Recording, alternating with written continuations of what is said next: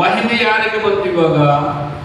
ಮನುಷ್ಯರಿಗೆ, ಪಶುಗಳಿಗೆ, ಪಕ್ಷಿಗಳಿಗೆ, ಸರ್ಪದ ಮೂರ್ತಿಗಳಿಗೆ ಏನ್ ಮಾಡಿದ್ದಾರಂತ ಮನುಷ್ಯರು ಮಹಿಮೆಯನ್ನು ಕೊಡ್ತಾ ಇದ್ದಾರೆ.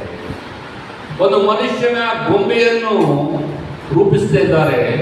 ಈ ಮನುಷ್ಯನ ಜೊತೆ ಮಾನವನು ಹೇಳ್ತಾನೆ, ನೀನೇ ಯಾರೋ ದೇವರು, ನೀನೇ ದೇವರು.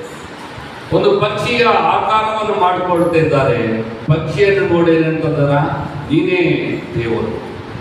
ಒಂದು ಪಶು ಅಂದ್ರೆ ಚತುಷ್ಪಾದ ಜಂತುಗಳನ್ನು, ಜೀವಿಗಳನ್ನು ನಮ್ಮ ಮುಂದೆ ಇಟ್ಕೊಂಡು ನಾವೇನಂತಿದ್ದೀವಿ, ನೀವೇ ಏನೋ ದೇವರು ಅಂತೇಳಿ ಲಯವಾಗುವ ಮನುಷ್ಯ, ಪಕ್ಷಿ, ಪಶು, ಸರ್ಪಾದಿಗಳ ಮೂರ್ತಿಗಳನ್ನು ಏನ್ ಮಾಡ್ತೀವಿ ನಾವು? ಪೂಜಿಸತಕ್ಕವರು ನಾವಾಗಿದ್ದೀವಿ. ಲಯವಾಗುವ ಈ ಚಿತ್ರಪಟಗಳಿಗೆ, ಮೂರ್ತಿಗಳಿಗೆ ನಾವೇನ್ ಮಾಡ್ತೀವಿ? ದೇವರ ಮಹಿಮೆಯನ್ನು ಕೊಡ್ತಾ ಇದ್ದೀವಿ. ಹಾಗೆ